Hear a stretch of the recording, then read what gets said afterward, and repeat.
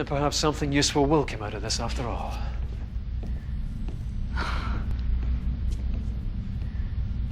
I can't believe you helped found an entire country based on the hopes that he would come and rescue you.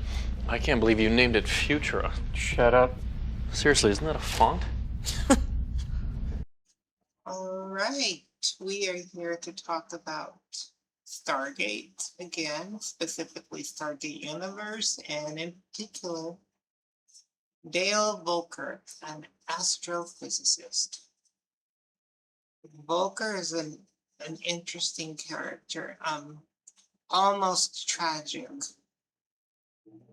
So there's a few things. Where do we begin? Well, on the opening part, on the air, when they first travel through the gate, and traveling through the gate to destiny, as Telford puts it on the Twin Destinies episode, everything becomes a projectile. And then Volker instantly broke his arm. Right off the beginning of the show, he broke his arm. So it's already looking a little sketchy for that character. But there's good news and bad news, but good news mostly. There's a couple of heartbreaks there. But so he was working very closely with Mr. Brody and Dr. Park. They were the supplemental characters on the show that really did a lot of the heavy lifting that Rush and Eli weren't doing in terms of understanding the ship and understanding the systems and how it operates. And what else?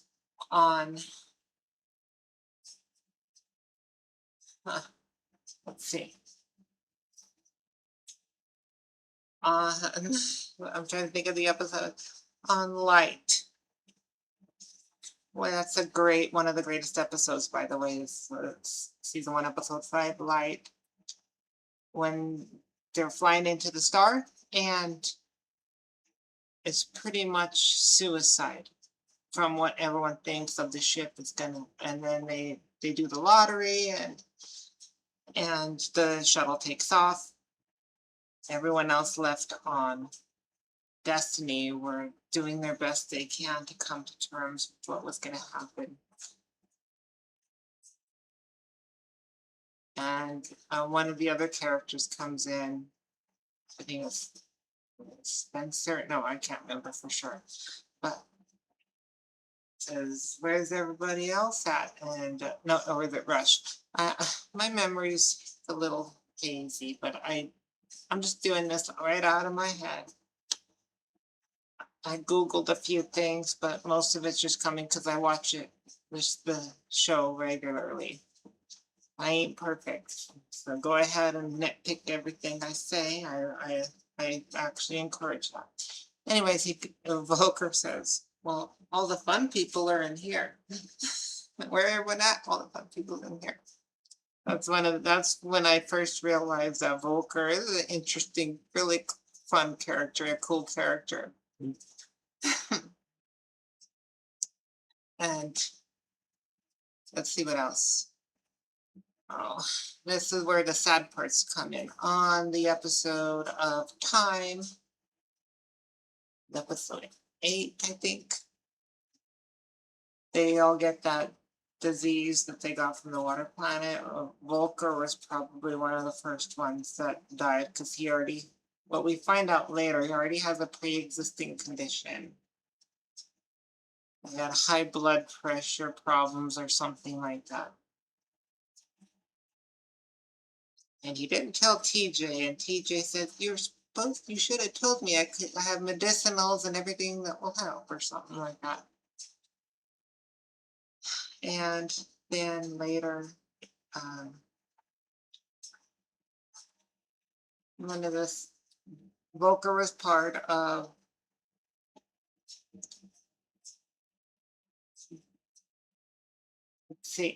on the episode Divided, when there was a mutiny and Rush and Camille Ray tried to take over the ship from Young and the military personnel. Volker was part of that.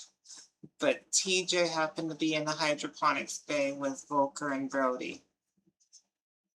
And that was it was extremely awkward, but it was funny. Then later on, what else do we see? There's a lot more, a lot to unpack there. But let's get to season 2. The episode where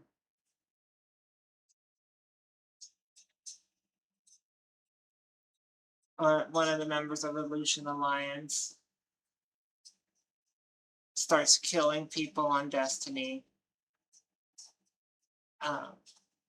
Navarro could not control him.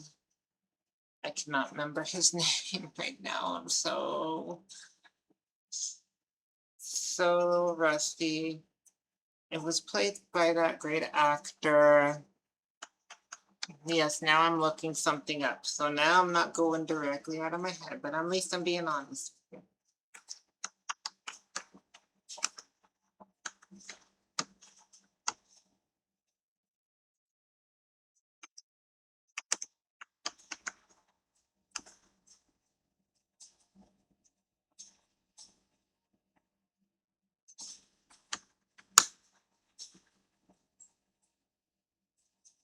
So anyways, on that attack, it was Simeon. So yes, I Googled that one. I'm turning off Google for now. Now I'm being honest. Simeon killed Gan. And both Rush and Eli wanted to get revenge against that because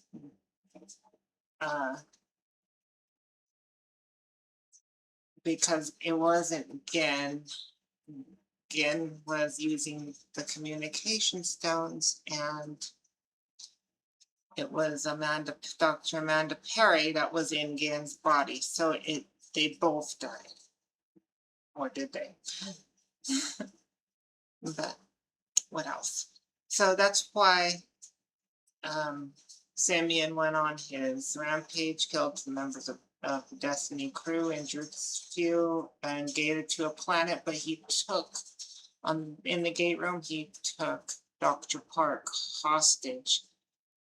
And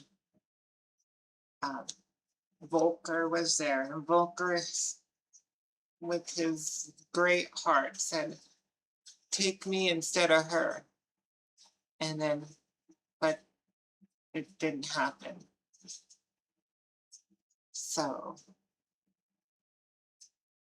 he felt really bad about that. And there was a scene that's probably the most heartbreaking scene. He got his vest on and he got some flowers to go check on Dr. Park, and he didn't realize that Dr. Park was already with Sergeant Greer. It was a little heartbreaking. Poor guy. Then we find out later he has kidney failure and kidney disease. And the irony there is the Greer was with Park, which Volker liked Park, but Greer ended up donating a kidney to save Dr. Volker's life. And that was beautiful. And they became friends. He goes, thank you, Greer. And he goes, you do the same for me. There's the look on their faces were pretty funny on that. If you know, you know. So that's Dr. Volker. Now the sad part, that was one of the sad part is the alternate timeline that resulted from Twin Destinies, when the other crew of Destiny gated through, trying to go to Earth, and ended up going through a solar flare or whatever, however that works, and go back in time 2,000 years. And on that planet, when they build a civilization, Volker is the one who suggests the name Novus Mundus for their new world. And Eli just ends up calling it Novus in honor of Dr. Volker, who was the first one to die on that alternate timeline.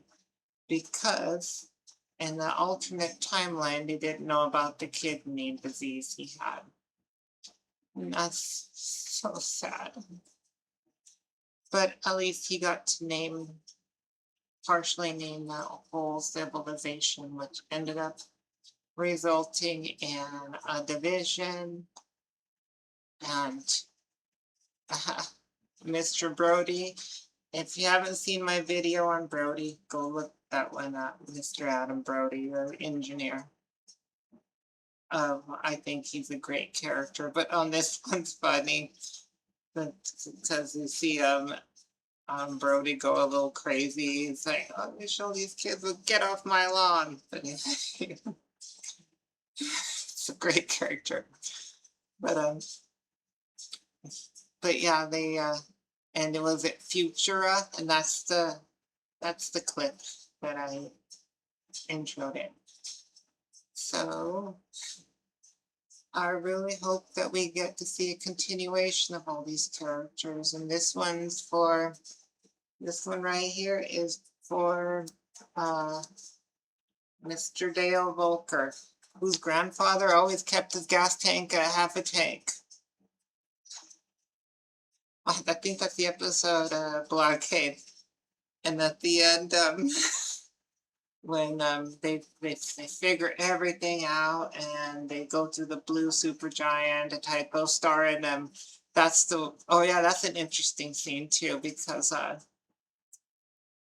Mr. Volker, who is the astrophysicist, when they were giving the plan, he goes, "Do you have any idea how much heat a Class O star puts out?" And then they explain the whole situation. Then he goes, "I take that as crazy times 1,000," and even Bruce says that too. So it's great. So Mr. Volker, this one's to you. Cheers, Mr. Volker. All right, well, you can follow me and like me and support me on YouTube and X. Hope someone finds something useful from this video. I'm doing this all for fun because I'm so excited about it, and I really hope they bring back Stargate. I'm not going to say if they don't, because we're not there yet, but you never know. But either way, the fandom and the support from everyone is not going to end regardless. So thank you everyone for watching. Please be respectful, be good to each other as well, and thank you.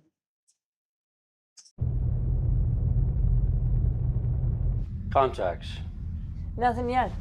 Well, we're too far out from the primary for Sanchez to pick anything up. I wouldn't celebrate. Why did we drop out so far away? To make sure that the minimum time elapsed before we could go back to FTL.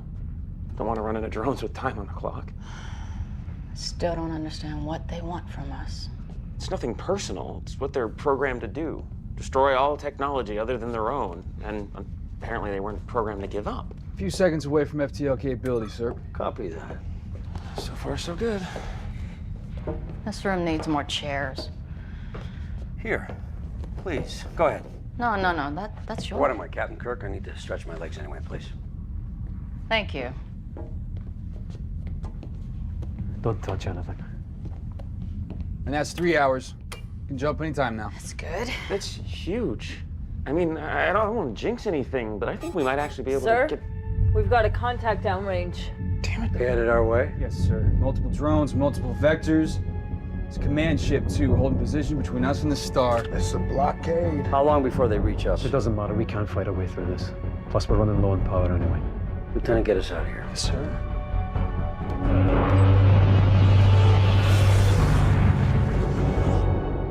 So Sergeant Greer was bang on in his assessment. The drones cannot track us, so instead, they've blockaded the stars from which Destiny recharges. They can't possibly be waiting at every star in your path.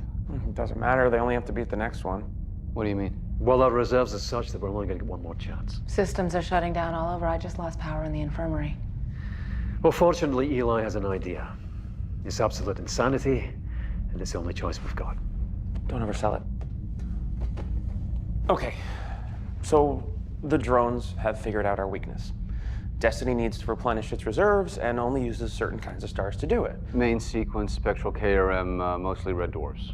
So we recharge off another kind of star. What's so crazy about that? The only way to make sure the drones won't be waiting is to pick a star that Destiny wouldn't fly into in 1,000,000 years. No, don't tell me. Death Star.